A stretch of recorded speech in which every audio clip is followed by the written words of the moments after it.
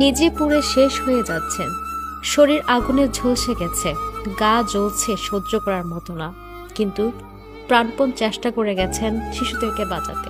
চাইলে নিজেকে রক্ষা করতে পারতেন, কিন্তু রেখে গেলেন বেঁচে থাকা একদল শিশু।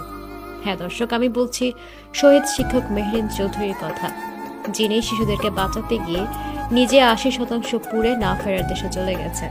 ইন্না লিল্লাহি ওয়া ইন্না ইলাইহি রাজিউন। আমরা বলি শিক্ষক হচ্ছে জাতির ভবিষ্যৎ নির্মাতা, কিন্তু আজ এক শিক্ষিকা প্রমাণ করলেন তারা শুধু ভবিষ্যৎ গড়েন না, প্রয়োজনে জীবন দিয়ে সেই ভবিষ্যৎকে রক্ষা করেন। রাজধানী উত্তরা মাইলস্টোন স্কুল অ্যান্ড কলেজের বিমান বিধ্বস্তের সে বিভীষিকাময় মুহূর্তে সবাই যখন জীবন বাঁচাতে ছুটছে, তখন ৪৬ বছর বয়সী শিক্ষিকা মেহরিন চৌধুরী ঝাঁপিয়ে পড়েন শিক্ষার্থীদের জীবন বাঁচাতে। তিনি জানতেন আগুন তার গায়ে লেগে গেছে, জানতেন বেঁচে যাওয়ার সম্ভাবনা নেই বললেই চলে।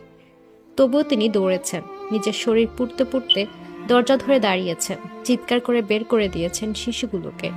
একজন অভিভাবক কাঁদতে কাঁদতে বলেন, শুধু ওর জন্যই আমার মেয়েটা বেঁচে আছে। সেনাবাহিনীর লোকজন বলেছে মেহরিন ম্যাডামের জন্য ১৫ থেকে ২০ জন বাচ্চা প্রাণে বেঁচে গেছে। এই কণ্ঠ কাঁদছে কৃতজ্ঞতায়, আর পুরো জাতি কাঁদছে এক অকুতোভয় শহীদ শিক্ষিকার আত্মত্যাগে। একজন বোন, একজন মা, একজন দেশমাতৃকার কন্যা মেহরিনের ভাই মুনাফ মুজিব ফেসবুকে লিখেন, আমার বড় বোন চলে গেছে, সে আমাকে মায়ের মতো মানুষ করেছে। একজন ভাইয়ের হৃদয় ভেঙে চূর্ণ বিচূর্ণ হয়ে গেছে, যিনি শুধু একজন আপু ছিলেন না, ছিলেন জীবনের পথ প্রদর্শক। তার স্বামী মনসুর হেলাল বলেন, ওর পা থেকে মাথা পর্যন্ত পুড়ে গিয়েছিল, তবুও লাইফ সাপোর্টে নেওয়ার আগে বলেছে, আমি নিজে বের হচ্ছিলাম, তখন বিমানটা পড়ে, আমি দগ্ধ হয়েছি, কিন্তু বাচ্চাদের আগে বের করেছি। জানেন কে এ কথা বলতে পারে? যে শিক্ষকতা করেন পেশা হিসেবে নয়, মায়ের হৃদয় নিয়ে। বাবা মায়ের পরে শিক্ষকের স্থান আজ আবার তা মনে করিয়ে দিয়েছেন মেহরিন ম্যাডাম, যিনি জানতেন আগুন নিভে যাবে, জীবন নিভে যাবে, কিন্তু বাচ্চাদের চোখে যেন ভবিষ্যতের আলো না নিভে যায়, সেজন্য নিজের জীবনটা বিলিয়ে দিলেন। আজ আমরা শুধু একজন শিক্ষিকাকে হারাইনি, হারিয়েছি এক নারী, যিনি প্রমাণ করে গেছেন একজন শিক্ষক কেবল পাঠ্যপুস্তক পড়ান না, জীবনের পাঠ পড়ান। মেহরিন চৌধুরী নামটি ইতিহাসে লেখা থাকবে সোনালী অক্ষরে, একজন মমতাময়ী মায়ের, একজন দৃঢ়চিত্ত যোদ্ধার, একজন শহীদ শিক্ষিকার নাম হিসাবে। শ্রদ্ধা, ভালোবাসা ও কৃতজ্ঞতায় চিরস্মরণীয় থাকবেন আপনি ম্যাডাম, যিনি নিজে আগুনে জ্বলেছিলেন আর নিষ্পাপ প্রাণগুলোকে বাঁচাতে ছুটে গিয়েছিলেন। প্রসঙ্গত ২১শে জুলাইয়ের দুপুরটা যেন বাংলাদেশের ইতিহাসে কালো অক্ষরে লেখা এক বিকেল। উত্তরের মাইলস্টোন স্কুলের আকাশ তখনও সূর্য জ্বলছিল, অথচ স্কুল প্রাঙ্গণে নেমে আসে মৃত্যুর ছায়া।